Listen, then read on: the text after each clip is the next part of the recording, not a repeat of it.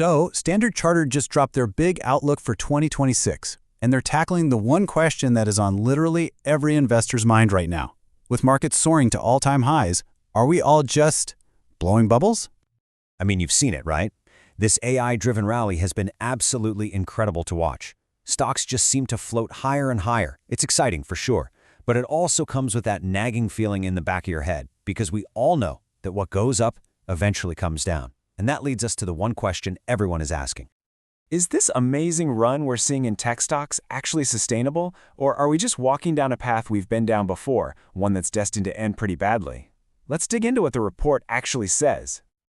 Okay, first things first, let's get right to the big verdict. The report draws a really clear line in the sand, comparing today's market to that infamous dot-com bubble. And the conclusion is, we're not there. At least, not yet. You know, the difference when you look back at the dot-com era is actually pretty stark. Back then, you had unbelievable amounts of cash flooding into companies that had little more than a slick business plan. Today, yeah, the investment is huge, but it's actually smaller when you compare it to the size of the overall economy. And here's the kicker. The companies leading this AI boom, they are some of the most profitable companies in the entire world. That is a massive, fundamental difference. And as the bank's global CIO, Steve Bryce, says right here, while things are definitely getting a little frothy, we haven't hit those full-blown classic bubble proportions. The key takeaway from this? There could still be more room for these markets to run. So, that begs the question. How do you position your portfolio? So let's get into the actual strategy. The report doesn't just give a verdict, it lays out a really clear game plan for how to handle the year ahead. And the strategy is built around three core ideas. First, you got to stay invested in stocks to ride the momentum of these inflating markets. Second, it's about securing your income, locking in the high yields we're seeing in bonds right now. And third, you need to add a layer of protection by, as they say, chasing glitter. Basically, looking for assets that do their own thing, separate from the broader market. All right, so let's break down each of those themes one by one and see where the report thinks the biggest opportunities are hiding.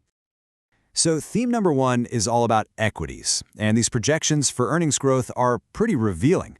I mean, look, the US is still an absolute powerhouse, no surprise there, but the report sees the strongest growth actually coming from Asia, excluding Japan, with a projected, 18.8% increase. This really highlights a core part of their strategy, thinking globally.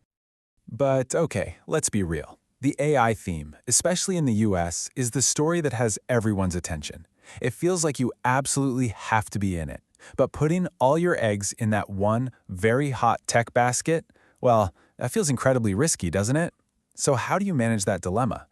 Well, the report suggests a really smart two-pronged approach. First, diversify your regions. Stay overweight in the US to capture that massive AI trend, but balance it out with an overweight in Asia ex-Japan. Second, diversify your sectors. Yes, you stay overweight in tech, but you hedge that growth exposure with more defensive, steady sectors like healthcare and utilities.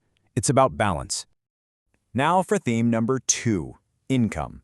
In a world where everything feels expensive, finding a reliable stream of yield is absolutely critical. And this is where the report makes a pretty bold call, really favoring bonds from emerging markets over those from developed markets.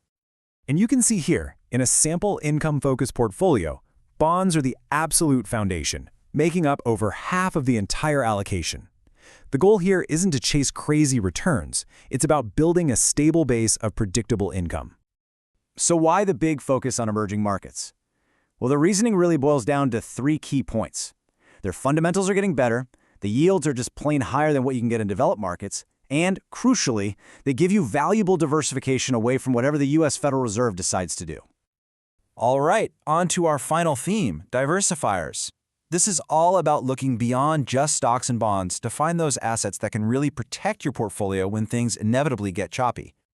You know, for decades, the classic investment playbook was simple. When stocks fall, bonds rise, and they cushion the blow. But recently, that old relationship has completely broken down. They've started moving together. And when both of your main asset classes can fall at the same time, finding a true diversifier becomes more important than ever. So the report points to three key areas here. Gold is still a top pick, mostly thanks to huge demand from central banks and the chance of a weaker US dollar. They also see certain currencies, like the Japanese yen and the Chinese yuan, as attractive options. And finally, you have alternative strategies, things like private assets that can offer returns that just aren't tied to the daily swings of the public markets. Of course, no outlook would be complete without talking about the risks. The report is optimistic, for sure, but it's a cautious optimism. So let's take a look at the 4 big things that could potentially derail this whole positive story. The first risk is, ironically, the flip side of the biggest opportunity, AI itself. Right now, expectations are just sky high. If these tech giants' earnings or strategies disappoint even a little bit, the market's reaction could be incredibly fast and incredibly severe. Second is a credit event. Think of it like a contagion. If a major company or even a whole sector defaults on its debt, that fear could spread through the entire system, causing investors to panic and pull back from everything, stocks and bonds included. Third is the Federal Reserve. The entire market is basically counting on the Fed to cut interest rates. But what if inflation suddenly spikes again? That could force the Fed to keep rates high or maybe even raise them, and that would be a massive shock to market valuations. And finally, there's a risk from across the globe that might not be on everyone's radar. For years, Japan has been a source of cheap money for the world. If the Bank of Japan suddenly decides to get more aggressive and hike rates, it could literally suck money out of the global system, putting pressure on markets everywhere. After laying out all the opportunities, the strategies, and all those risks, the report concludes with a really simple but powerful idea. In the end, success in investing isn't just about picking the right assets, it's about mastering your own emotions through all the ups and downs that are bound to happen. And that leaves us with the final, most important question. You can build the perfect portfolio based on this entire outlook, but having a plan and actually sticking to that plan when things get volatile are 2 completely different things.